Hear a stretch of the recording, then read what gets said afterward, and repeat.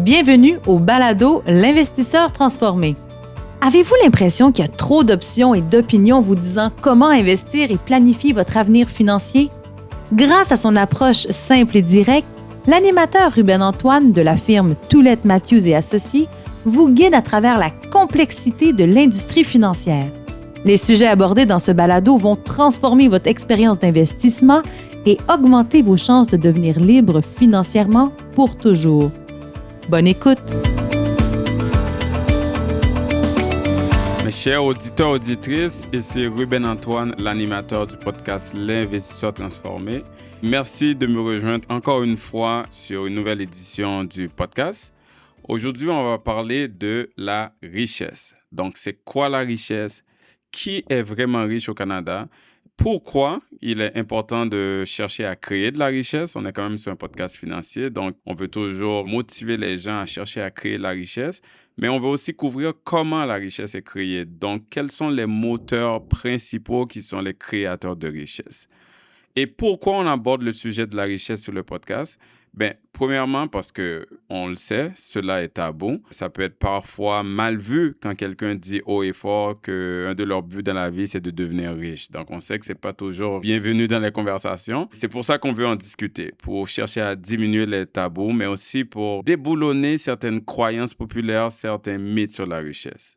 Deuxièmement, on trouvait aussi que c'était important de parler à quel point que c'est important, comme j'ai dit plus tôt, de viser à créer de la richesse. Parce que qu'est-ce que ça fait? C'est que ça nous permet de bâtir une prospérité pour soi-même, pour sa famille, pour ses enfants et même des fois pour sa communauté ou les causes qu'on veut supporter. Et j'ai l'invité parfait pour traiter de ce sujet. C'est Alain Desbiens, un vétéran de l'industrie financière, expert en FNB, mais aussi un passionné qui raffole des statistiques, des études et des rapports de recherche sur la richesse au Canada. Donc, j'ai vraiment apprécié ma conversation avec Alain qui, même si on parle de la richesse, je pense que ça va quand même interpeller ce sujet-là et résonner avec plusieurs d'entre vous. Donc, je vous souhaite une bonne écoute. Bonjour Alain, content de te revoir sur le podcast L'Investisseur transformé. Merci Ruben, merci pour l'invitation. Écoute, on se connaît quand même très bien Alain et t'es déjà venu sur le podcast il y a quelques années, mais j'aimerais qu'on refasse connaissance pour le bénéfice de l'auditoire. Parle-nous un peu de toi, ce que tu fais en ce moment et puis ton parcours. Merci Ruben, effectivement, on se connaît depuis plus d'une décade, je pense que ça fait 11 ans que tu es chez Toulette Matthews, donc on se connaît depuis ce moment-là. Évidemment, j'ai toujours été pas mal dans le domaine de l'investissement depuis plus de 3 décades. J'ai quelques années de plus que toi. Je suis entré à la BMO en 2010 pour créer la division des FNB BMO, mais avant ça, j'ai fait plusieurs choses. Mais pour le but de la discussion aujourd'hui, j'ai commencé en 2010 et j'ai pris une petite sabbatique lorsque j'ai eu 61 ans.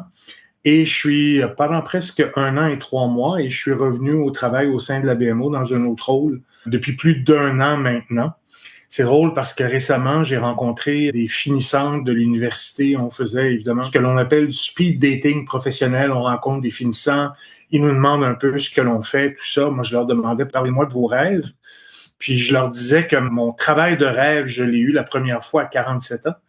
Lorsque je suis devenu spécialiste des FNB BMO en 2010 jusqu'en 2025, je pensais sincèrement pas vivre autant d'émotions, autant de réussite professionnelle. Ça a été, comme tu le sais, là, une croissance quand même très, très forte entre 2010 jusqu'à mon départ pour la sabbatique. Et je leur disais, ce qui est extraordinaire, c'est que je peux dire qu'à 61 ans, j'ai de nouveau une job de rêve. Parce qu'on m'a réengagé à la BMO pour être VP FNB BMO. En anglais, on dit Vice Chair. Moi, je dis ambassadeur des FNB BMO. Donc, c'est un peu ce qui se passe. Tu vois, dans mon nouveau rôle, je fais principalement 5 choses, Ruben. Je suis ambassadeur pour les FNB BMO. Je fais de l'éducation des conseillers et des investisseurs. J'ai quand même une bonne présence médiatique. Je fais du leadership d'opinion. Je participe au développement des fonds négociés en bourse. Je fais plusieurs rencontres sur le produit, le développement de la marque des FNB BMO. Je participe à plusieurs événements. J'essaie d'avoir un certain leadership du côté des fonds négociés en bourse dans le marché québécois. Donc, principalement, j'agis comme éducateur, comme ambassadeur, comme porte-parole médiatique, comme spécialiste de la construction de portefeuille. Et j'adore évidemment mon nouveau rôle. Ce n'est jamais pareil. Un matin, je peux faire un podcast. Ensuite, je peux faire un webinaire. Ensuite, je peux faire une rencontre investisseur. Je peux recevoir un coup de fil comme hier pour créer un nouveau FNB parce qu'un client institutionnel québécois désire mettre 100 millions. C'est jamais pareil. J'adore ce travail-là. Donc, quel que soit votre âge, ceux qui écoutez évidemment aujourd'hui le podcast de Ruben, croyez en vos rêves, puis dites-vous que du côté professionnel, on peut rêver dans la vingtaine, dans la trentaine, dans la quarantaine, dans la cinquantaine et dans la soixantaine. Et c'est vraiment inspirant ton parcours. Je peux voir par la manière que tu l'exprimes, Alain, ta passion pour ce que tu fais. Je suis quand même curieux par rapport à un point que tu as mentionné, Ouais. parce que, veux ou pas, nous, dans notre travail ici à TMA, on travaille beaucoup avec des retraités ou des gens qui sont en transition professionnelle. Je suis curieux du côté personnel, comment ça a été le départ pour ta sabbatique, alors que tu faisais un travail que tu aimais vraiment, cette pause que tu as prise et après le retour à la vie professionnelle, juste du côté personnel, comment ça a été? Ce que je te dirais cependant, c'est qu'évidemment, on ne le réalise pas quand on est dans le domaine du travail, que ce soit dans le secteur financier, le secteur de l'éducation, le secteur de la santé, quel que soit. On est comme sur un tapis roulant. Hein? C'est un tapis roulant qui va vite et qui va de plus en plus vite à cause de la communication, à cause de l'intelligence artificielle, à cause de l'informatisation. Donc, je te dirais que lorsque je suis parti pour ma sabbatique, j'étais bien préparé, j'avais bien préparé les choses, mais c'est quand même débarquer d'un tapis roulant. Et donc, le premier 3 mois, c'est de débarquer du tapis roulant, dormir beaucoup, s'entraîner beaucoup, revenir à une vie différente. Et quand on revient, cependant, après une sabbatique, ben là, il faut être prêt à reprendre le collier et à réembarquer sur le tapis roulant qui roule beaucoup plus vite que lorsqu'on est parti. Tu sais, moi, je suis juste regardé, là, ça fait 1 an que je suis revenu au sein des FNB BMO. J'ai été 1 an et 3 mois en sabbatique. Avant ma sabbatique, on parlait plus ou moins, exemple, de l'intelligence artificielle. Alors qu'aujourd'hui, chaque jour, c'est une discussion de la part des investisseurs, de la part des conseillers. C'est un exemple. Mais je te dirais, là, on est dans le milieu de l'été, mois de juillet, mois d'août. J'ai jamais été aussi occupé que ça. Dans le nouveau rôle, on se parle de ça dans la firme. Je suis sûr que c'est un peu la même chose pour toi. Il y a comme plus de temps mort sur 12 mois dans notre secteur. Donc, il faut dire aussi que les nouvelles médiatiques nous aident là, à se garder toujours réveillés. Mais je dirais que le tapis roulant roule de plus en plus vite. Mais si tu aimes ce que tu fais, ben, c'est le fun, évidemment, de marcher sur le tapis roulant. Merci pour ta perspective là-dessus. Je viens justement de mentionner qu'on travaille avec beaucoup de retraités. Donc, on dit sans cesse aux gens, à nos clients et à travers notre podcast que c'est important pour notre retraite ou du moins pour avoir une certaine indépendance financière qu'il faut viser à accumuler un patrimoine financier. Donc, on peut dire viser à accumuler de la richesse. Des fois, ça peut être vu, dépendant de la perspective des gens, de façon négative, devenir riche. Des fois, les gens vont voir ça comme les capitalistes qui pensent juste à devenir riches. Donc, quand on met tout ça de côté, quand on va juste à la base, pourquoi c'est important de viser à accumuler de la richesse selon toi? C'est tellement important, puis bravo de faire de l'éducation financière là-dessus. C'est parce que le patrimoine financier de la richesse, ce que ça offre, c'est des choix, c'est de la sécurité, c'est de la liberté. Pour financer des projets de vie, s'acheter une maison, démarrer une entreprise, voyager, contribuer à des REER, contribuer à des régimes enregistrés d'épargne études pour ses enfants, des régimes enregistrés d'épargne invalidité si on a un enfant, évidemment, qui a besoin de ce type d'épargne-là pour s'aider soi-même puis aider ses proches. Pour faire face aussi aux imprévus. Pour moi, évidemment, l'importance d'accumuler de la richesse du patrimoine financier en premier, c'est de faire face aux imprévus. Et on le sait, dans une vie, bien évidemment, tout n'est pas un long fleuve tranquille. Donc, on a besoin d'un fonds d'urgence pour une perte d'emploi, une restructuration, des problèmes de santé, de l'inflation, des dépenses inattendues. C'est un des éléments les plus importants où on devrait recevoir en éducation parce qu'après qu'on a bâti ça, on peut vraiment bâtir un socle solide, évidemment, d'accumulation de patrimoine. Pourquoi c'est important d'accumuler de la richesse pour se créer un revenu futur? Un patrimoine bien investi peut générer des revenus, favoriser l'indépendance financière. Pour certains, moi, j'ai pas d'enfants, je sais que tu as des enfants, puis il y a des gens qui nous écoutent qui ont des enfants, des petits-enfants. C'est parfois pour transmettre un héritage à la prochaine génération ou à des causes qui nous tiennent à cœur. Aussi pour accéder à davantage d'opportunités. L'indépendance financière, la richesse, l'accumulation d'un patrimoine financier, ça nous donne une plus grande flexibilité pour saisir des occasions lorsqu'elles se présentent en entrepreneuriat, en immobilier, en rénovation des résidences principales, des résidences secondaires pour faire de la philanthropie. Donc, l'objectif, dans le fond, c'est pas simplement d'avoir plus d'argent, c'est d'acheter du temps, de la liberté, de la sécurité, puis la capacité de réaliser ses objectifs tout au long de sa vie. Puis ça, je l'ai réalisé lorsque j'ai pris une sabbatique d'1 an et 3 mois. C'est ce que je souhaite à tout le monde si les gens désirent travailler plus longtemps. Et c'est effectivement le cas, Ruben. Jamais dans l'histoire du Québec, les gens n'ont jamais travaillé aussi longtemps que ça. Les gens en haut de 60 ans. Je leur souhaite vraiment de se bâtir, évidemment, ce patrimoine-là pour pouvoir se donner des pauses de 3 mois, de 6 mois, d'1 an dans un parcours professionnel. Des fois, les gens, exactement ce que tu viens de dire, me le disent d'une autre façon aussi en disant avoir le choix de pouvoir dire non. Quand on a une certaine aise financière, une flexibilité financière, une indépendance financière, on a le choix de dire non à des opportunités ou à un travail parce qu'on peut se fier à notre patrimoine pour subvenir à nos besoins. Et ça nous donne aussi le choix de dire oui. Exact. Oui à une sabbatique, oui à une vacance, exact. Oui à un nouveau parcours professionnel. Donc, faire des choix. Exact. Ça, c'est très positif. Très bien. Donc, c'est le sujet d'aujourd'hui, Alain. On va parler de la richesse de différentes perspectives. Mais je vais commencer par aller un peu macro, un peu très général. Quand on parle du Canada, par exemple, en tant que pays, on entend souvent dans les nouvelles que, bon, le Canada a des retards de productivité par rapport à d'autres pays développés. Le Canada est très endetté. Est-ce que le Canada, c'est un pays riche? Bon, le Canada est-il un pays riche? Grande question. Puis évidemment, souvent, il y a un point de vue idéologique derrière certaines réponses. Moi, ce que je te dirais, c'est que malgré certains défis de productivité et d'endettement, le Canada est et demeure toujours l'un des pays les plus riches, les plus stables et les plus prospères au monde. Quelques faits, là, évidemment, pour illustrer tout ça, le patrimoine investissable des ménages canadiens. Ça veut dire, Ruben, l'ensemble de nos REER, l'ensemble de nos épargnes, l'ensemble des comptes taxables. Excluant les maisons, par exemple. L'immobilier, les fonds de pension, juste nos investissements, ça devrait atteindre 10 000 milliards d'actifs d'ici 2030. Et ce qu'on nous dit, c'est qu'en décembre 2025, on était déjà à 8 500 milliards. Donc, d'après moi, il se peut qu'on soit, évidemment, ça soit plus important. Le Canada, de façon macro, figure déjà parmi les pays ayant les plus hauts niveaux de richesse par adulte au monde, selon plusieurs études internationales.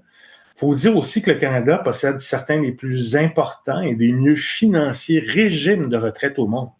On oublie l'importance du RPC, du RRQ, et évidemment, on a d'autres gros fonds de pension comme Teachers, CPP, CPDQ.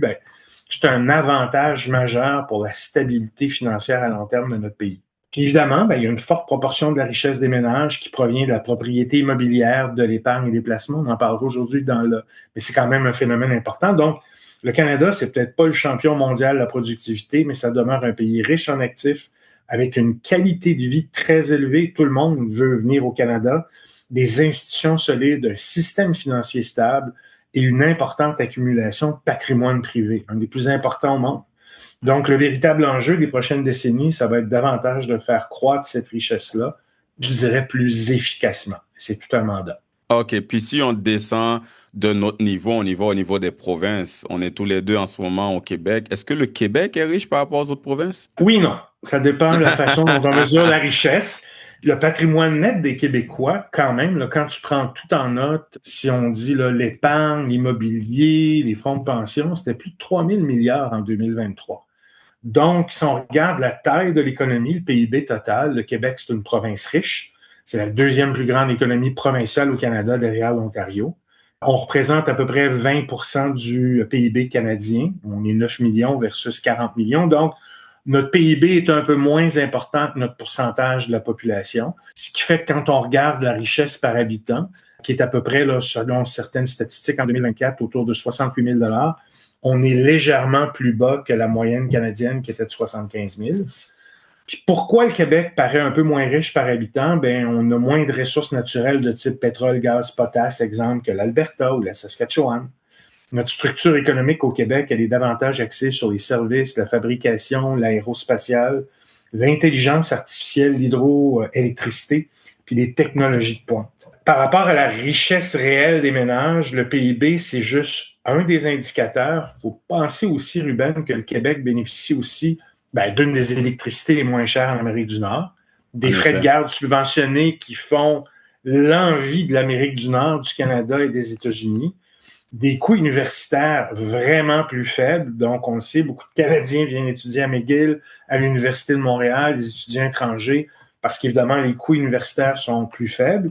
Puis je dirais un système social plus généreux que d'autres provinces. Donc, le Québec est riche en valeur absolue, c'est la deuxième économie du Canada, peut-être un peu moins riche que l'Ontario, l'Alberta, la Colombie-Britannique lorsqu'on mesure la richesse par habitant. Toutefois, son niveau de vie demeure élevé à l'échelle mondiale et plusieurs services publics compensent en partie cet écart.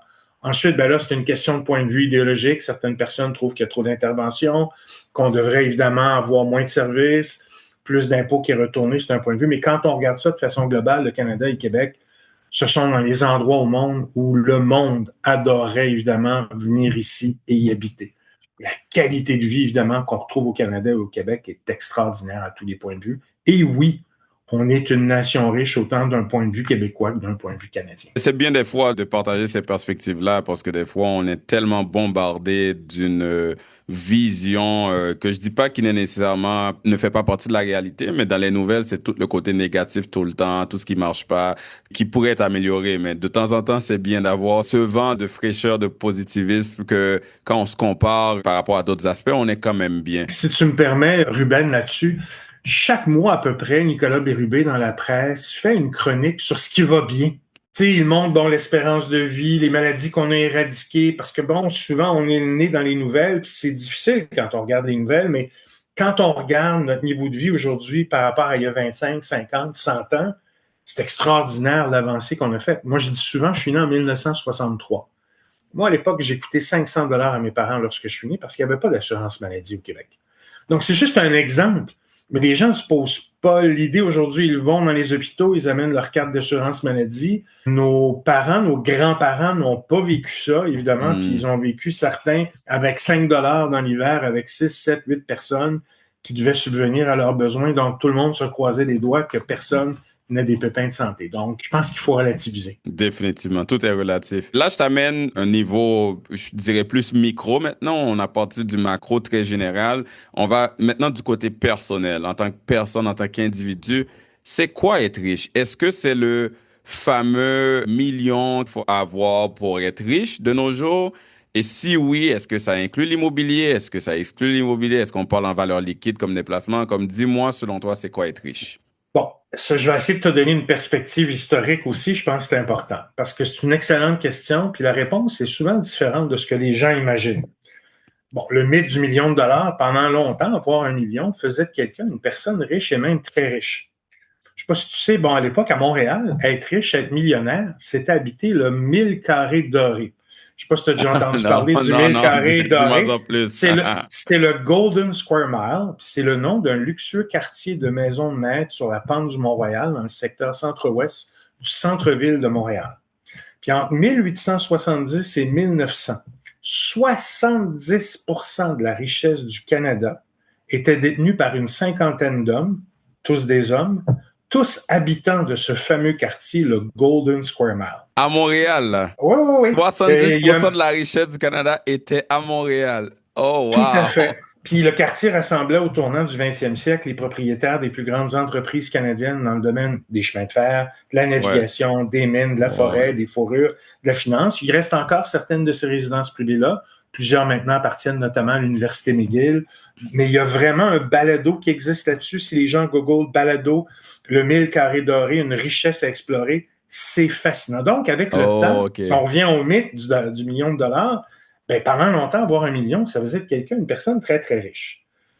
Je veux juste dire quelque chose. Aujourd'hui, avoir 1 million de valeur nette, c'est déjà un super accomplissement. Oui, il ne faut pas le diminuer nécessairement. Là. Il y a beaucoup de personnes qui ne l'ont pas. Oui, puis je vais te donner du contexte là-dessus. Donc, la seule chose, c'est qu'1 million, ça dépend de ton niveau de richesse, ça dépend d'où tu vis au Canada puis au Québec. Parce que 1 million en valeur nette à Montréal, à Toronto et à Vancouver, on n'est pas nécessairement considéré comme riche.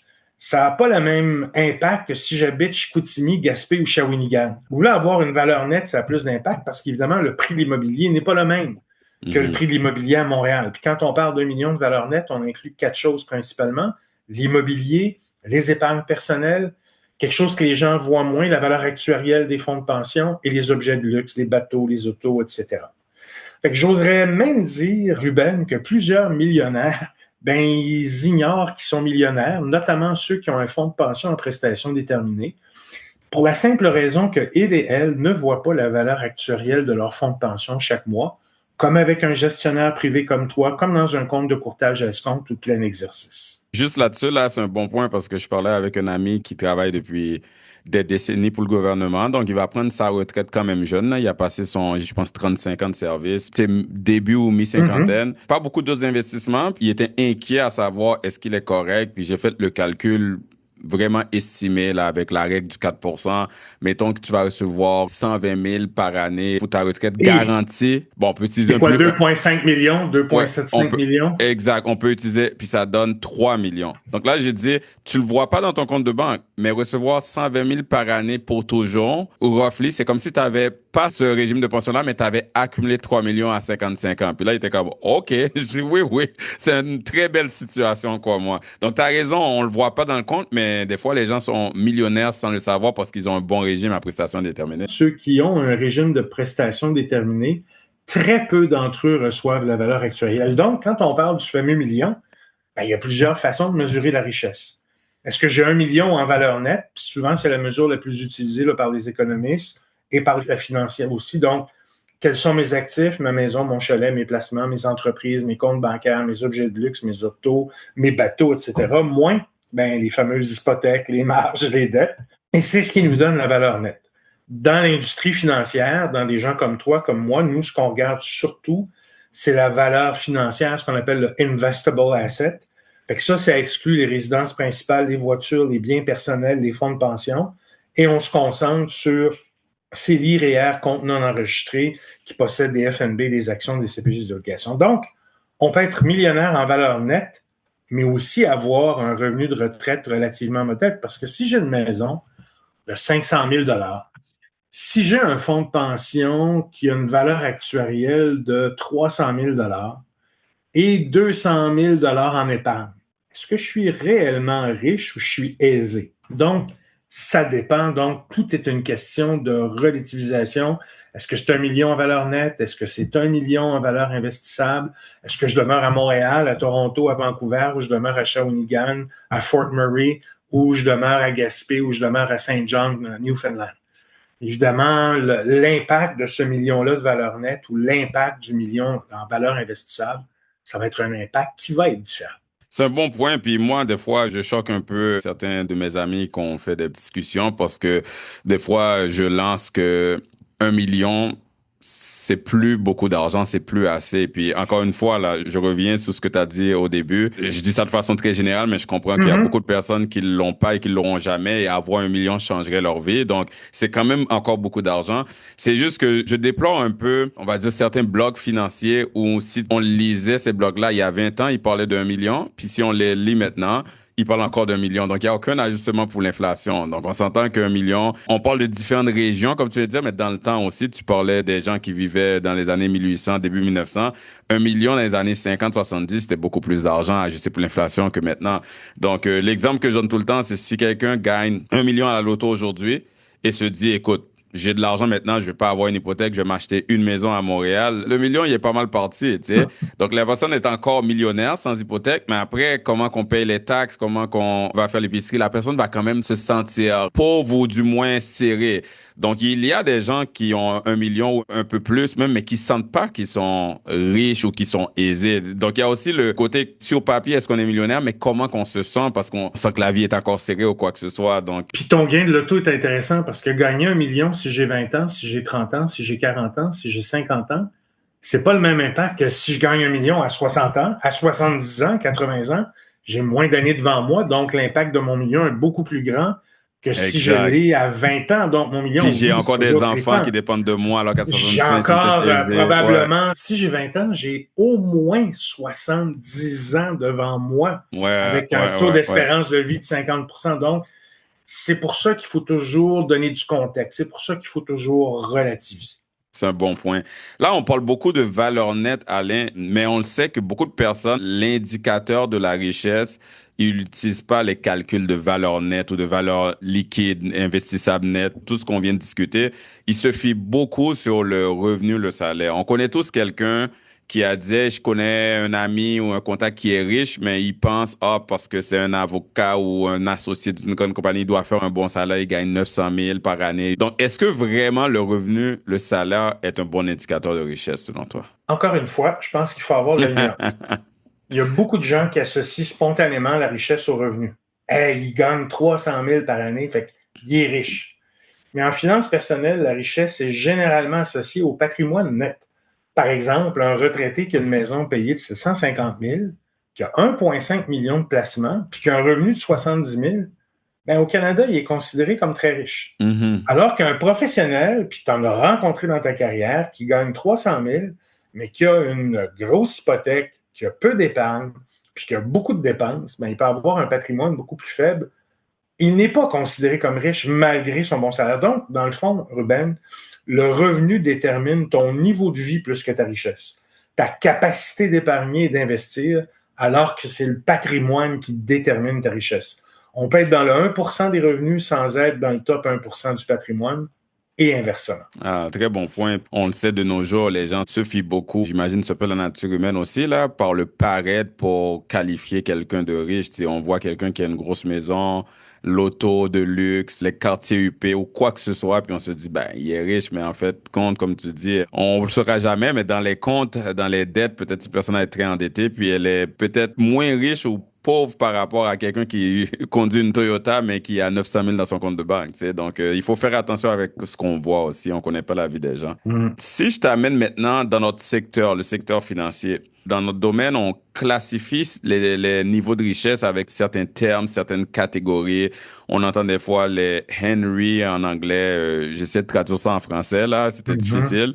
Mais Henry, c'est high earner, not rich yet. Donc, quelqu'un qui gagne beaucoup bien sa vie, mais qui n'est pas encore riche en termes de patrimoine, comme on vient de discuter. Après, il y a une autre classification que c'est comme les affluents, les personnes à valeur nette élevée, personnes à ultra valeur nette élevée. Je ne sais pas si je dis les termes correctement en français, mais est-ce que tu peux nous dire un peu plus, c'est quoi un peu les critères généraux dans notre milieu financier pour un peu catégoriser ces différents termes-là? Lorsque les gens nous écoutent depuis tout à l'heure, ils doivent dire Alain ne doit pas avoir de vie parce qu'il y a un paquet de statistiques, il nous donne un paquet d'informations.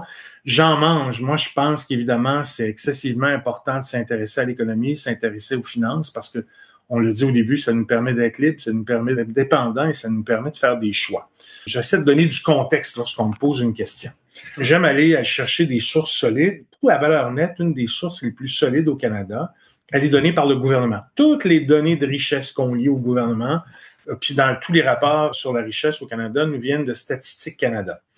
Moi, j'aime bien les rapports que fait le PBO, le Parliamentary Budget Officer. C'est l'organisme fédéral qui synthétise notamment, lorsqu'il y a une élection, les promesses électorales faites par les différents partis politiques, puis nous dit si ça a de l'allure ou si ça n'a pas d'allure.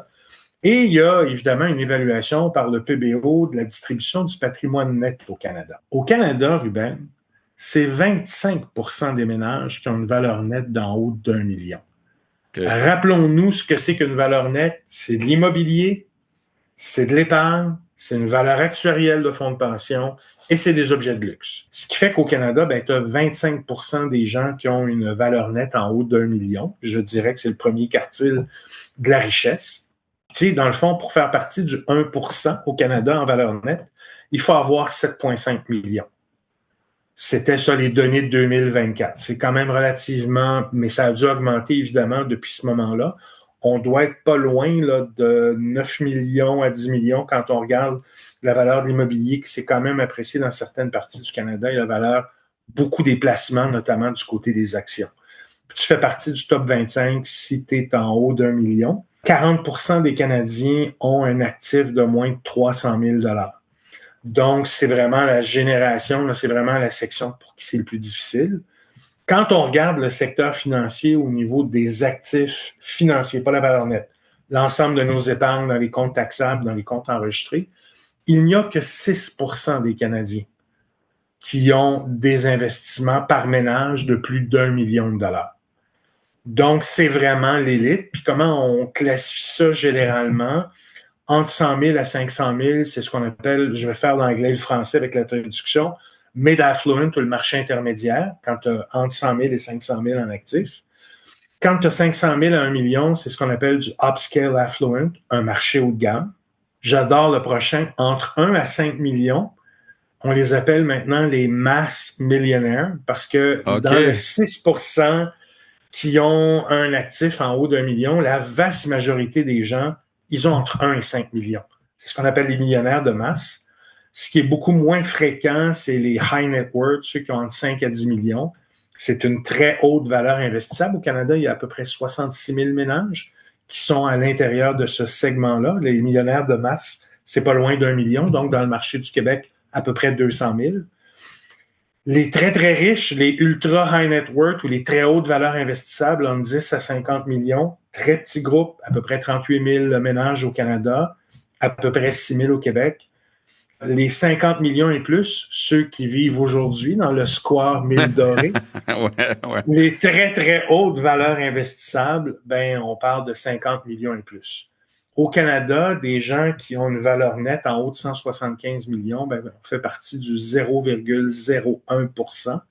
Puis à partir de 36 millions de valeur nette, on fait partie du 0,1%.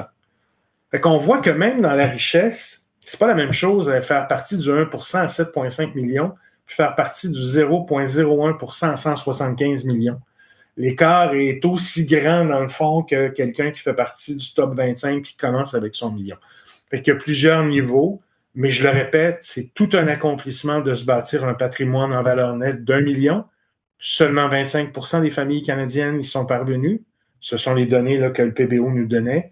Et en termes d'actifs investissables, c'est seulement 6%. Je pense que ça nous donne une bonne mesure. Vraiment intéressant. Tu sais, on parle beaucoup de personnes qui ont différents niveaux de richesse, de personnes fortunées. Selon toi, c'est quoi les mythes qu'on entend le plus souvent sur ces gens-là? Tu disais plutôt que tu aimes les données.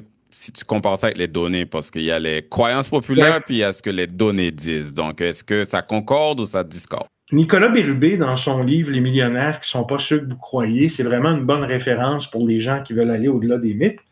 Mais je dirais souvent que la perception des clients riches au Canada et au Québec véhicule beaucoup de stéréotypes erronés, comme les personnes qui vivent une situation plus difficile financièrement. Il y a beaucoup aussi de stéréotypes erronés qui sont véhiculés par rapport à eux. Quand En je dis que effet. 40% des gens au Canada ont moins de 300 000 il faut penser que la majorité des jeunes au Canada sont dans ce groupe-là. C'est Mhm. normal. Quand tu as 20 ans, 25 ans, tu commences. Donc, tu n'as pas le même patrimoine que quelqu'un qui en a 50, qui en a 75. Mais dans les mythes, ce que je vois, c'est le mythe du riche héritier oisif. Puis c'est pas ça. Contrairement à l'idée qu'on veut là, que la majorité des gens fortunés vivent de rente familiale dans le square mile. Et d'une fiducie Ouais, qui nourrit toute la génération, puis ils n'ont rien à faire, puis que c'est mais l'argent de non. papa ou de maman hérité, puis qu'ils n'ont rien bâti d'eux-mêmes, là, ouais. Non, c'est une grande partie des millionnaires, c'est des entrepreneurs à succès aujourd'hui. C'est OK. souvent des nouveaux riches de première génération. Il y a un autre mythe qui est très québécois, c'est le mythe du Québécois allergique à la richesse. Puis ça, c'est un vieux courant culturel qui laissait entendre que la société québécoise valorisait uniquement la modestie, boudait la réussite d'affaires. Puis je pense qu'on le voit avec l'essor de figures d'envergure internationale, de PDG québécois. Je vais juste dire Couche-Tard, c'est le bon exemple, là. Ça démontre plutôt une normalisation puis une célébration maintenant de l'entrepreneuriat qui est prospère. Il y a le mythe, tu en as parlé tantôt, de l'ostentation permanente. On imagine les riches Québécois et Canadiens au volant de voitures de luxe et de manoirs surglacés. Je suis sûr que dans ta pratique, tu en rencontres des millionnaires et c'est vraiment pas le cas. Il y a beaucoup de Ah gens ouais. qui ont... Ils sont très Tu simples, sais, en fait. Ouais. en pratique, une part importante des gens fortunés conduisent une Toyota puis ont 950 000 en épargne plus un fonds de pension. Fait que souvent, ils vont adopter une discrétion financière misant sur de l'immobilier banalisé, des dépenses invisibles. Puis souvent, leurs grosses dépenses de plus en plus pour les millionnaires, la dépense de luxe, c'est les voyages. C'est de vivre des expériences moins que de Exact. posséder. Plus que d'avoir des bébelles, mettons, ouais. Ouais. Puis, un dernier mythe que je trouve intéressant, c'est le mythe de l'immunité financière. On pourrait croire, surtout quand on regarde plusieurs podcasts sur les médias sociaux, que les gens à haut revenu, à haut patrimoine échappent au risque et gèrent leur capital de façon infaillible. C'est pas vrai. On a vraiment besoin de conseils au Québec. Un bon exemple de ça, c'est que les fraudes d'investissement ciblent de plus en plus même des millionnaires locaux. Ça montre que la fortune n'abrite pas la naïveté ou les pertes massives. Je ne sais pas si tu as vu dans les médias les millionnaires de Québec, la fraude. C'est une fraude majeure qui a été liée aux millionnaires de Québec. C'est un bon exemple. Puis ça fait référence à une débâcle financière qui a floué 75 investisseurs fortunés millionnaires de la Aïe, région aïe, de aïe. Québec pour des dizaines de millions de dollars. Si vous voulez lire là-dessus, l'affaire médiatisée a fait l'objet d'une série documentaire récemment, Québec Crash, les millions disparus. Donc, voici quelques-uns des mythes liés à la richesse. Et encore une fois, je ne pense pas que c'est ceux que les gens pensaient. Le mythe du riche héritier oisif, le mythe du Québécois allergique à la richesse, ça, c'est de moins en moins vrai. Le mythe de l'ostentation permanente, ça aussi, c'est de moins en moins vrai. Je ne dis pas qu'il n'y en a pas. Je Ah ne dis pas qu'il n'y a pas de oui, on Gucci. parle généralement, là. Il n'y aurait pas de centre d'achat Royal Mount s'il n'y avait pas un peu d'ostentatoire. Exact. Mais je ne pense pas que ce soit que ça. Puis il y a le mythe de l'immunité financière aussi. C'est une belle liste, et puis c'est sûr qu'elle n'est pas exhaustive. Il y a plusieurs mythes qu'on pourrait trouver.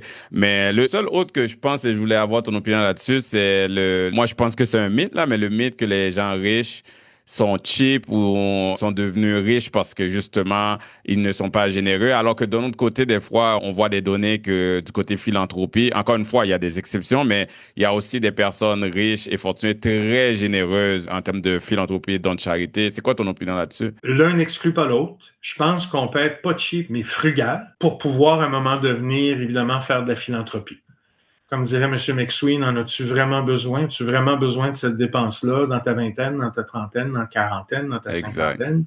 Puis après, ou pendant même ces années-là, tu peux faire des choix philanthropiques. Donc, la frugalité, je pense que c'est un plus beau terme, c'est un meilleur terme que d'être cheap. Mais si on magasine pour faire en sorte que nos dépenses pour les enfants lors de la rentrée à l'école ne coûtent pas 750 à 1000 $, mais moins parce qu'on magasine les trucs, si on essaie d'éviter de dépenser chaque jour 15 $ en café luxueux, si on amène son lunch au bureau chaque jour, ça a l'air de rien, là, mais c'est peut-être 400-500 $ par mois qu'on épargne de côté qu'on peut mettre pour sa retraite. Donc, vive la frugalité. Ce n'est pas être cheap.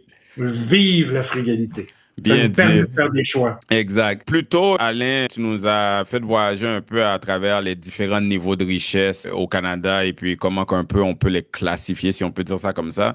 Mais là, en ce moment, on va parler plus de niveau de richesse générationnel ou par type, catégorie de génération, si je peux dire, parce qu'on le sait que la génération des baby boomers en ce moment est vieillissante et puis on entend souvent parler que le Canada va bientôt voir le plus important transfert de richesse de son histoire. Je pense que l'Organisation nationale des comptables agréés du Canada avait estimé ce transfert de richesse-là à 1000 milliards de dollars dans les prochaines années vers les générations suivantes, donc la génération X et celle des milléniaux. Puis on comprend, là, tu en as parlé plus tôt, que particulièrement dans certaines villes où c'est plus significatif, une grande partie de cette richesse-là vient avec la résidence principale, notre maison, les propriétés qu'on détient. Parce que on sait que on a vécu une grosse, forte hausse des prix d'immobilier en 2000 et 2022 environ. Mais parlons maintenant de l'état actuel des choses. Donc, si on parle encore de richesse, de valeur nette, mais par génération. Moi, je suis la génération des millénarios, donc je suis curieux de savoir c'est quoi ta réponse. Combien en moyenne chaque génération détient de richesse? Ça va nous permettre de nous situer un peu pour voir si on est un peu en retard ou on devrait être en avance. Ouais. En passant, génération des millénarios, ça, on pourrait se faire un autre podcast à un moment donné sur l'impact de la démographie. Mais juste pour te dire, moi, je suis un jeune baby boomer. Toi, tu es un jeune millénario. Maintenant, vous êtes plus nombreux que nous au Québec. Longtemps, les baby boomers ont été les plus nombreux en nombre. Aujourd'hui, ceux qui prennent le contrôle de l'économie, le contrôle de l'emploi, c'est beaucoup les millénarios. Go millénario! On va conquérir tout le Canada et le monde. Cependant, je vais te donner des exemples. Là, d'ici 2030, les millénarios vont avoir à peu près en 2030, je vais arrondir les chiffres, à peu près 18% de la richesse. Donc, vous allez évidemment augmenter en termes de richesse, mais il reste quand même qu'en 2030, c'est quand même dans 4 ans, la majeure partie de la richesse va être encore détenue par les Gen X et aussi par les baby boomers. Les Gen X, même si c'est une génération moins nombreuse, c'est devenu la génération la plus riche au Canada en moyenne. Puis une des raisons pour ça, elle est bien simple. Moi, je suis un baby boomer, mais j'ai 62 ans. Mais les baby boom, c'est les gens qui sont âgés entre 61 et 80 ans. Et près de la moitié de la génération des baby boomers sont en fort décaissement à cause des fers, à cause évidemment des fonds de pension. Donc, les Gen X continuent de s'enrichir, surtout ceux qui sont plus vieux. Ceux qui sont là, entre 55 ans et 61 ans, généralement, c'est l'âge où les enfants sont partis, c'est l'âge où les dettes sont moins grandes, c'est là où l'accumulation est la plus grande, je dirais jusqu'à 64 ans. Donc, les Gen X et les Baby Boomers contrôleront encore à peu près 80% des actifs, mais les millénarios vont être de plus en plus présents, de plus en plus riches. En fait, ce qui s'en vient, qui est important que les gens réalisent, c'est le raz-de-marée. La population québécoise et canadienne, elle vieillit. Dans les 10 prochaines années, c'est 800 000 Québécois qui vont mourir. Je pense que c'est important de le mentionner. Si on n'avait pas d'immigration au Québec et au Canada, la population, elle baisse. Parce qu'il y a plus de décès qu'il y a de naissances. C'est important de le réaliser. Et on s'en va vers à peu près 100 000 décès par année. Juste pour te donner une idée, encore une fois, basé sur des chiffres de StatsCan qui ont été diffusés par l'analyse de l'Observatoire, c'est 160 milliards de dollars en 2023 qui ont été donnés en héritage au Québec. C'est à peu près 6% du patrimoine des Québécois de l'époque là, qui a été donné en héritage quand tu prends l'immobilier, quand tu prends évidemment les placements, quand tu prends les objets de luxe. Du côté des fonds de pension, ces actifs-là ne sont pas transférés, mais les revenus, souvent, sont transférés aux conjoints survivants à raison de 50%. Et ce qui est important, c'est que le 10% des plus gros héritages en moyenne, c'est 800 000 $ qui a été donné.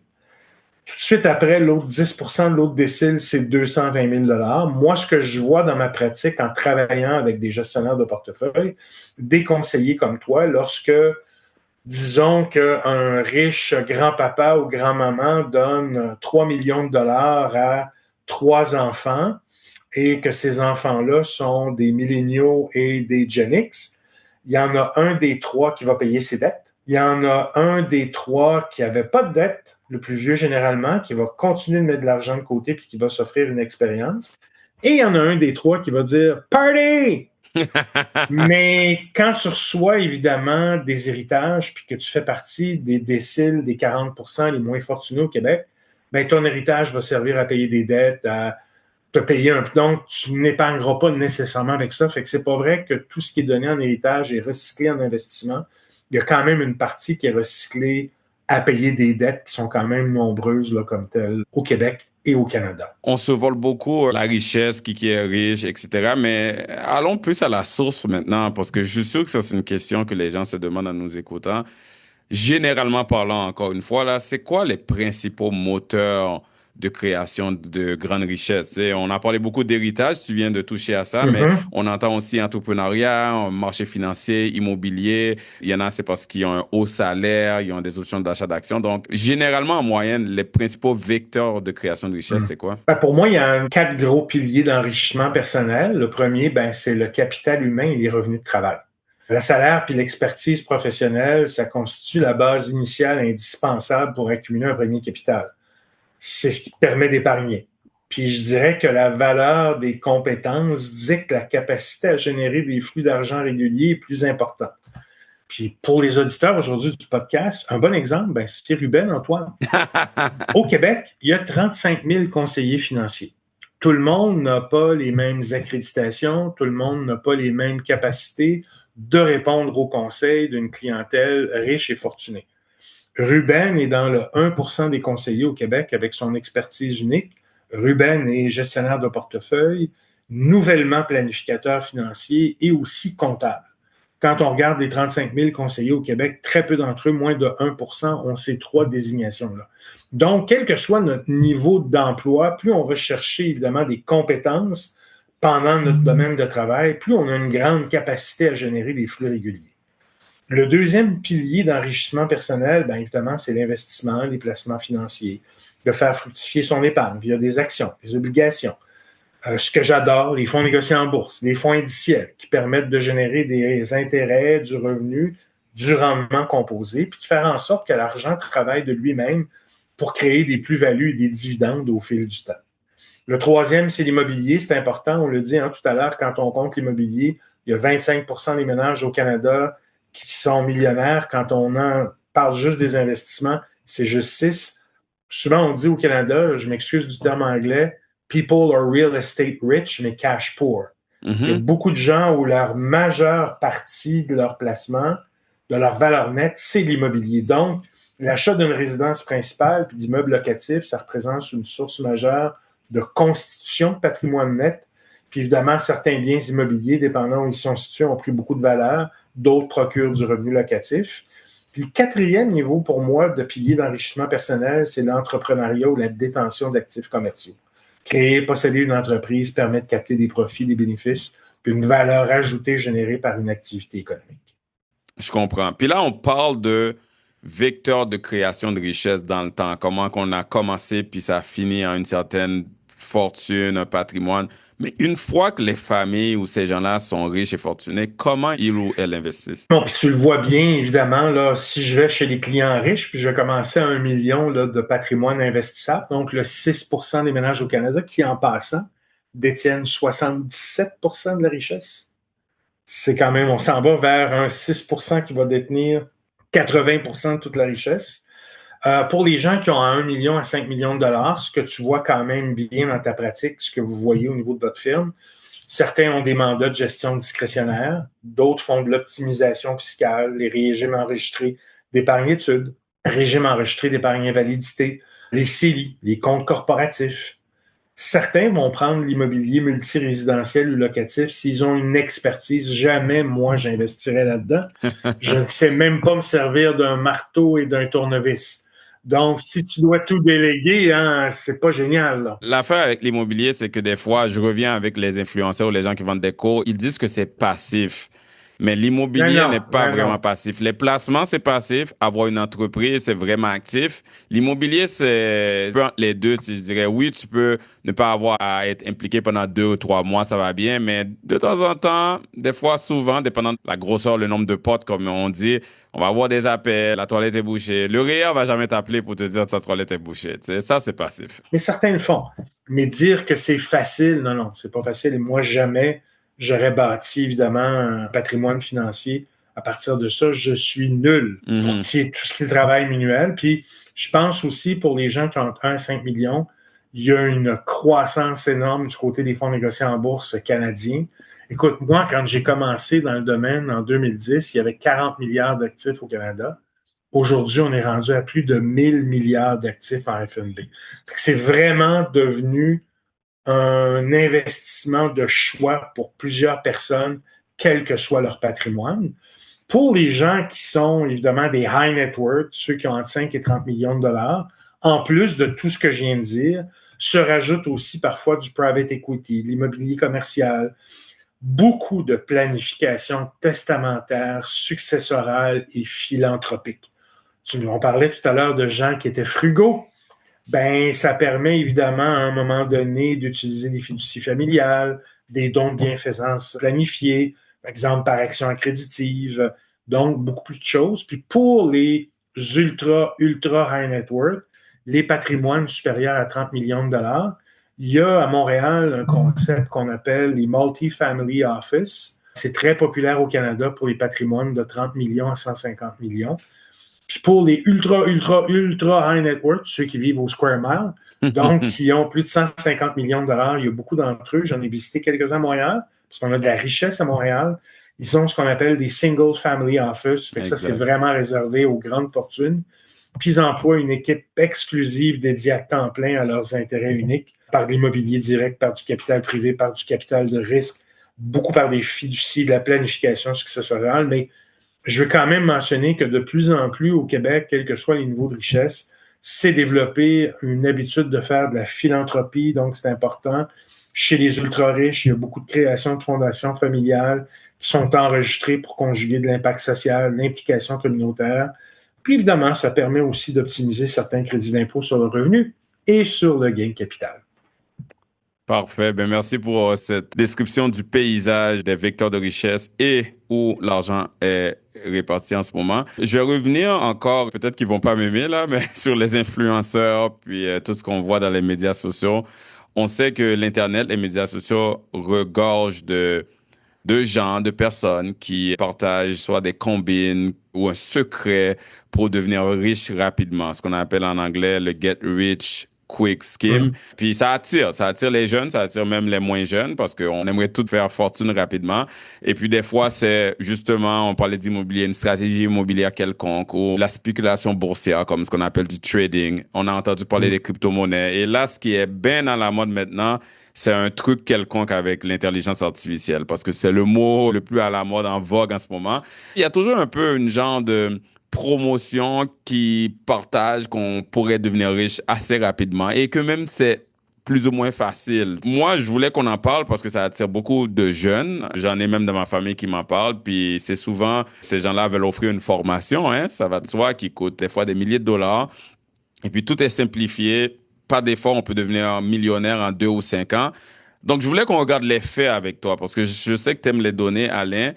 En moyenne, là, combien de temps ça prend pour devenir fortuné et accumuler une richesse? Qu'est-ce que tu vois? Est-ce que vraiment, là, le devenir riche en 6 mois à 5 ans, là, est-ce que c'est ça qui arrive? Oui, il peut y avoir des exceptions, mais en moyenne, on veut vraiment ramener les gens à la réalité, là. Qu'est-ce que tu vois? Tu me permets, avant de te répondre là-dessus, je vais juste revenir par rapport aux fins influenceurs. Il y en a plusieurs au Canada. Certains sont très bons. Certains sont accrédités. On pourrait dire que ton podcast, évidemment, t'agit un peu comme un influenceur dans le marché québécois. Cependant, tu es accrédité. Tu es accrédité auprès de l'AMF, tu as un titre quand même de gestionnaire de portefeuille, de conseiller financier, tu es planificateur financier, puis tu es comptable. Dans mon cas, ce que je fais, c'est de l'éducation financière. Exact. Je ne donne pas de conseils. Puis ça, c'est important, évidemment, lorsque on écoute une vidéo, qu'on comprenne est-ce que cette personne-là, elle est accréditée, puis est-ce qu'elle dit qu'en ce moment, ce qu'elle fait, comme on fait aujourd'hui, je ne donne pas de conseils aujourd'hui, on donne de l'éducation financière. Il y a vraiment deux choses. Donc, puis à la fois l'AMF et à la fois SARO ou l'OCRI font plusieurs mises en garde sur les influenceurs financiers. Et il y a même, évidemment, certaines façons pour certains influenceurs de s'assurer que lorsqu'ils donnent du contexte, qu'il soit dûment enregistré. Ça, c'est toujours la même chose quand quelqu'un donne du conseil, vérifier est-ce qu'il est enregistré au Québec auprès de l'AMF. Je voulais juste faire cette première mise en garde-là quand même, point. qui est importante. Mais devenir riche facilement, ça existe dans les films américains, évidemment qu'il y a une belle fin. Mais ce que je vois, puis on en a parlé par rapport à la force du travail, ben, il faut en moyenne souvent de 15 et 25 ans de travail constant, de frugalité, pas cheap, de frugalité, d'investissement pour accumuler le premier million de dollars à partir de rien. Passer de 1 à 5 millions, ça prend souvent un 5 à 10 ans de plus. Puis tandis que le cap des 30 millions, ça s'atteint généralement avec un autre 10 à 15 années supplémentaires. Puis évidemment, l'accélération qui repose sur un effet boule de neige des intérêts composés quand on parle de 1 à 5 millions. Mais quand on parle de 30 millions, là, c'est vraiment l'entrepreneuriat qui nous mène là. Donc, si je vais là, premier million, 15 à 25 ans, c'est la phase la plus longue, c'est la phase la plus difficile. Puis pour les personnes parties de rien, ça correspond souvent dans la tranche d'âge entre 35 et 55 ans. Puis c'est généralement sur l'épargne rigoureuse, la frugalité, combinée à de l'achat d'une résidence principale, d'un multiplex, puis des placements boursiers réguliers sur de longs horizons. En passant, le premier 100 000 prend souvent autant de temps à être réuni que la moitié du chemin vers le million en raison de l'absence de capital de départ. Et le premier investissement, c'est une éducation que je fais dans ma tête à moi, ça devrait être le fonds d'urgence. Ça devrait être la première chose que tout le monde devrait se bâtir de 3 à 6 mois de revenus nets dont on a besoin si jamais il nous arrive un pépin. Donc, on a passé à 1 million. Si on se rend jusqu'à 5, bien souvent, il faut ajouter un 5-10 ans de plus. C'est à ce stade-là que la dynamique, elle change. Il y a peu de gens quand même au Canada là-dessus. C'est à peu près 66 000 personnes. Le rendement du capital existant commence à rivaliser avec le revenu du travail. On parle de gens un peu plus âgés, évidemment. L'effet de la capitalisation s'accélère. Les investissements génèrent des flux de trésorerie importants. Généralement, si notre Ciplex a été fait sur un endettement, ben ça se peut qu'au bout de toutes ces années-là, il n'y ait plus de dette à l'intérieur. Donc, le revenu est beaucoup plus net. C'est le moment aussi où les professionnels diversifient agressivement leurs actifs, puis que les jeunes entreprises commencent à porter les fruits. Puis, quand on parle de 30 millions, les ultra-riches, ben, c'est un 10 à 15 ans. Puis, pour atteindre ce niveau-là de fortune, bon, la catégorie des particuliers qu'on appelle les ultra-fortunés, ça sort du cadre là, de l'épargne salariale ou d'un bon plan de retraite. Le palier requiert presque toujours l'entrepreneuriat à fort effet de levier. Puis la majeure partie de cette richesse-là, elle réside dans la valeur d'actifs non liquides ou de parts d'entreprise. Je ne sais pas si c'est un bon exemple pour montrer les paliers. Donc, je pense que comme Canadien, comme Québécois, on peut se dire, je peux partir de rien. Ce qui va être difficile, c'est de bâtir le fonds d'urgence, ensuite de me rendre à 100 000. Mais après qu'on a fait ça, après qu'on continue de garder nos bonnes habitudes de frugalité, j'ai vu dans ma carrière des gens qui n'avaient pas un gros revenu et qui sont devenus millionnaires parce qu'ils étaient frugaux. Et comme toi, dans ma carrière, j'ai vu des gens qui faisaient 250 000 par année, puis à 60, 65 ans, il n'y avait pas un sou devant eux parce que leur niveau de vie était trop grand. Ensuite, Exactement. entre 1 à 5 millions, ben là, évidemment, il y a des raffinités. On peut raffiner, évidemment, ce que l'on fait en termes d'investissement. Mais des leçons pour gratter un gratteux où on va prendre un cours miraculeux qui va nous rendre riches au bout de 3 ans, changer de vidéo. Ben exactement, puis c'était vraiment important pour moi d'adresser cette question et je te remercie de l'avoir faite parce que à part quelques exceptions de gens qui ont fait un court-circuit, je voulais vraiment adresser le fait qu'il faut être patient pour accumuler de la richesse et tu l'as dit, il faut être discipliné aussi. Patience et discipline et d'être toujours constant à faire les bonnes habitudes d'épargne ou de travail dans son entreprise ou quoi que ce soit pour accumuler cette richesse-là, ça prend du temps. Tu sais, j'aime donner l'exemple, je sais que c'est un exemple extrême, mais j'aime quand même donner l'exemple de Warren Buffett qui vaut près de 200 milliards canadiens maintenant, qui a bâti sa richesse à travers l'investissement boursier et sa compagnie, mais près de 99% de son immense richesse a été accumulée après qu'il ait 50 ans. Donc, il a acheté sa première action à l'âge de 11 ans, en 1941, et il a atteint son premier milliard. Là, on est rendu dans les milliards, par contre, en 1986, quand il avait 56 ans. Donc, ça lui a pris 45 ans d'investissement pour devenir milliardaire. Donc, c'est sûr que non seulement ça illustre, comme j'ai dit tantôt, qu'il faut être patient, qu'il faut laisser le temps faire son travail, mais vu qu'on parle d'investissement boursier dans ce cas-là, là, ça montre aussi la puissance de la croissance exponentielle des intérêts composés de faire de l'argent sur de l'argent.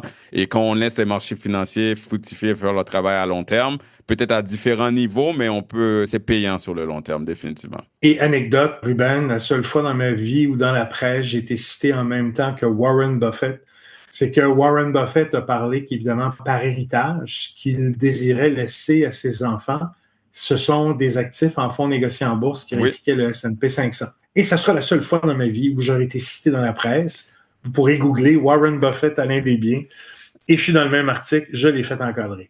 Je fais des farces, là, C'est bon. mais je trouvais ça quand même cool. Ça quand même cool. Ouais, 100%. Écoute, Alain, super discussion. C'est un sujet qui me passionne et qui te passionne aussi. Donc, ça fait une discussion très animée. On a parlé beaucoup de richesses, de gens à valeur nette élevée, de familles fortunées.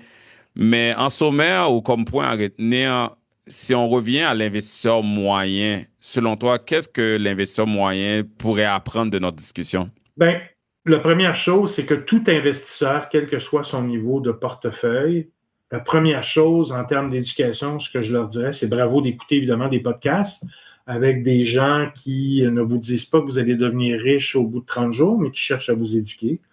S'il y a des choses à retenir dans notre discussion aujourd'hui, c'est que tout investisseur, quel que soit son âge, devrait avoir un fonds d'urgence. Et j'oserais même dire que plus on approche de la retraite, plus ce fonds d'urgence-là devrait être important pour éviter ce que j'appelle le problème de sequence of return, d'avoir quelques années de rendement négatif. Et parce que, évidemment, quand on arrive à la retraite, le niveau de dépenses continue. Mais pour moi, c'est la première chose. Puis je pense qu'après que tu as ton fonds d'urgence, bravo, qui que ce soit aujourd'hui qui nous écoute, les gens fortunés, les enfants des gens fortunés, même si on a 10 000 je pense qu'on peut, jusqu'à 5 millions de dollars, je pense qu'on peut apprendre énormément en s'éduquant. Donc, tout investisseur, quel que soit leur niveau d'actif, peut apprendre du type de podcast que tu as fait aujourd'hui sur des stratégies de construction de patrimoine à long terme, sur la gestion du risque, sur l'importance de s'entourer d'experts accrédités au sein de l'AMF. Même si les montants discutés concernent des fortunes plus importantes, c'est important de distinguer l'éducation du conseil et aussi de la vente pyramidale. Donc, on voit beaucoup de choses qui sont pas tellement recommandables du côté des médias sociaux. Je le mentionne quand même, une des choses qu'on peut apprendre, c'est que du conseil, ça se fait auprès d'un professionnel qui est dûment accrédité au sein de l'AMF. J'espère que ce type aussi de podcast-là sur la richesse, sur la prospérité, change un peu les mentalités. Donc, il n'y a pas de réponse simple. Il y a évidemment de donner du contexte sur l'ensemble de ces choses-là, mais je pense que les gens, quel que soit leur niveau de richesse, peuvent apprendre de ce type de podcast-là. Alain, on a parlé beaucoup de richesse et c'est sûr que là, on faisait référence à la richesse financière, donc en argent et en actifs et en placement, en immobilier, etc. Je voulais quand même qu'on finisse avec une question, je ne sais pas si elle est philosophique ou plus qualitative. Est-ce que selon toi, il existe d'autres formes de richesse, au-delà de juste la richesse financière? Tellement bonne question et je l'ai vécu pour pouvoir prendre mon année sabbatique parce que mon année sabbatique, c'était aussi pour me mettre en forme. Fait que Je te dirais qu'il existe beaucoup d'autres formes de richesse que celles financières. Certaines sont immatérielles, d'autres sont humaines, d'autres sont relationnelles, qui ne se mesurent pas en argent. Je pense au capital humain, au capital social, à la santé, au temps libre, à la culture, à la satisfaction personnelle. Tu sais, dans ce que j'appelle le capital humain et personnel, vraiment, la sabbatique me permet évidemment de faire un axe sur ma santé.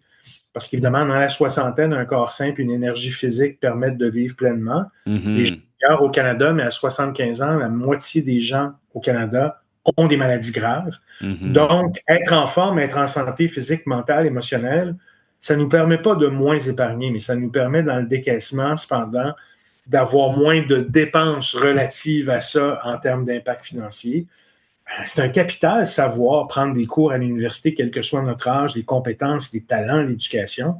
Hey, avoir du temps, avoir des heures libres, avoir le choix de choisir ses activités, c'est une forme de richesse. Plus philosophique, le capital social et relationnel, l'amour, la communauté, la confiance, puis le capital culturel et environnemental. Tu sais, tantôt, on a parlé du Canada, du Québec, comme dans des endroits où, évidemment, il faisait bon vivre. Il y a de la nature, il y a de l'air pur, des parcs, des paysages qui procurent un bien-être profond. Il y a de l'art à Montréal, c'est de l'art partout. Il y a de la musique, des livres, il y a des bibliothèques. Puis le plus important avec tout ce qu'on vit dans le monde, c'est la paix. Vivre dans un lieu sûr, sans peur. Quelle richesse on a au Québec et au Canada. Merci beaucoup pour l'invitation aujourd'hui, Ruben. Hey, ça nous a permis de couvrir un paquet d'aspects. Ça fait plaisir. Un grand merci à toi. Toujours intéressant avec ta passion pour aller creuser et nous partager toutes les mines d'or d'informations que tu trouves. C'est vraiment intéressant et je suis très content de finir sur cette belle note aussi. Donc, Alain, je te remercie encore une fois d'être revenu sur le podcast. Je suis sûr que c'est un épisode que les auditeurs et auditrices vont apprécier. Merci beaucoup, Ruben, pour l'invitation. Bonjour à tout le monde. Bonne écoute. Bonjour à tout le monde et on se revoit dans le prochain épisode de l'Investisseur transformé. Vous venez d'écouter l'Investisseur transformé, animé par Ruben Antoine. Veuillez visiter le site web tma-invest.com pour vous abonner au balado, demander une copie gratuite du livre L'Investisseur transformé et pour en savoir plus sur la façon dont notre firme aide les investisseurs à atteindre leurs objectifs financiers. Merci. Les investissements et stratégies financières doivent être évalués en fonction de vos objectifs personnels. Les auditeurs doivent alors effectuer leurs propres recherches et consulter un conseiller dans le domaine avant de prendre des décisions sur leur placement et finances personnelles avec les informations fournies dans ce balado.